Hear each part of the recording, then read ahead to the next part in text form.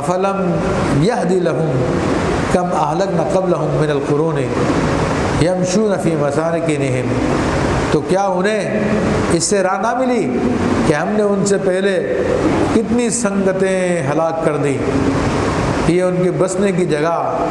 اور چلتے پھرتے، کہ جہاں پر وہ بسنے کی جگہ تھی جہاں وہ چلتے پھرتے تھے۔ یعنی اب اللہ تبارک و تعالیٰ نے مثال بھی دے دی، بیان بھی کر دیا کہ دنیا کے سوداگروں، اے دنیا کے چاہنے والوں، اے دنیا کے پرستاروں، اے رب کو چھوڑ کر، رب کے دین کو چھوڑ کر کفار کی اطاعت و فرما برداری کرنے والوں، کفار کے سامنے سجدہ کرنے والوں، تمہیں پتہ ہے تم دنیا میں گزرتے ہو، تمہارے سامنے تم سے پہلے لوگ بھی بڑے بڑے حکمران آئے، بڑے بڑے جابر آئے، بڑے بڑے زبردست آئے، آج ان کے گھر ویران ہو چکے ہیں، آج ان کی جائیدادوں پہ قبضہ ہو چکا ہے، آج ان کی جگہ پر کوئی اور ہے، آج یہ ہمارے اپنے زمانے کی باتیں میں کر رہا ہوں، ٹھیک ہے نا۔ اور اگر پیچھے چلے جائیں، ماضی میں چلے جائیں، تو ہمارے یہاں پہ موہنجودڑو کے آثار ہیں،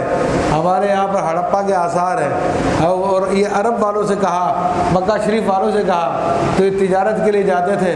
تو راستے میں قوم عاد، قوم سمود کے کھنڈرات ان کے پاس موجود تھے جن کو یہ دیکھتے تھے، تو اللہ نے ان کو سمجھایا کہ دیکھو یہ لوگ بھی اپنے اپنے مکانات میں اپنے رہنے کی جگہ پہ بڑے چلتے تھے، پھرتے تھے، بڑے مزے کرتے تھے، لیکن انہوں نے جب ہماری ہدایتوں کو نہیں مانا تو ہم نے ان کو صفحہ ہستی سے مٹا دیا۔ اے لوگو تمہیں بھی کہیں ایسا نہ ہو کہ تمہیں بھی ایسا ہی مٹا دیا جائے۔ ان فی ذلک لآیات لأولی النہی، بے شک اس میں نشانیاں عقل والوں کے لیے، تو یہ عقل والوں کے لیے نشانیاں ہیں، جو عقل کے اندھے ہیں تو ان کے لیے تو ان کو کوئی بات سمجھ میں نہیں آئے گی، ان کا پورا قرآن کا تعویذ بنا کے ان کے گلے میں ڈال دیا جائے ان کو کچھ نہیں سمجھ میں آئے گا، پورا قرآن بھی ان کو پڑھ کے سنا دیا جائے کچھ سمجھ میں نہیں آئے گا۔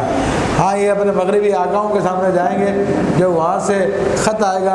ان کے پاس تو اس کی پیروی کریں گے پوری کی پوری۔ اور یہ ابلیس کا معاملہ بھی یہی ہے، عام آدمی کا معاملہ بھی یہی ہے کہ جب وہ نفس کے مزوں میں لگ جاتا ہے، اب کے نفس کی شرارت، تو پھر اس کو رب کا کلام سمجھ میں نہیں آتا، رب کی آیتیں سمجھ میں نہیں آتی ہے، تو پھر وہ اپنی خر مستیوں میں لگا رہتا ہے۔ مگر اللہ تعالیٰ فرما رہا ہے کہ مان جاؤ، سمجھ جاؤ، کہ ایسا نہ کہ تم کو ختم کر دیا جائے، برباد کر دیا جائے، اور ضروری نہیں کہ ایسا ہی عذاب آئے جیسے قوم عاد و سمود پہ آیا تھا، ایسے آ چکا ہم پر، جو زلزلہ آیا تھا چند سال پہلے، وہ ایسا عذاب تھا کہ پوری پوری بستیاں غائب ہو گئی، پورے پورے علاقے غائب ہو گئے، وہ بھی آ چکا ہے، لیکن ہر آدمی کا عذاب اس کے مرتے ہی شروع ہو جاتا ہے، مرتے ہی شروع ہو جاتا ہے۔ اور یہ کافر و منافق کا کیا حال ہوگا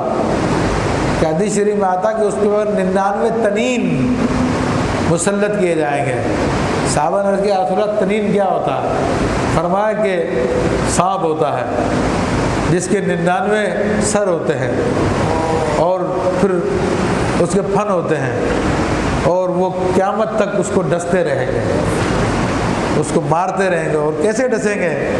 عزیزان محترم؟ جو ایک پھن ماریں گے وہ تو زمین کے اندر مردے کو دھسا دیں گے، وہ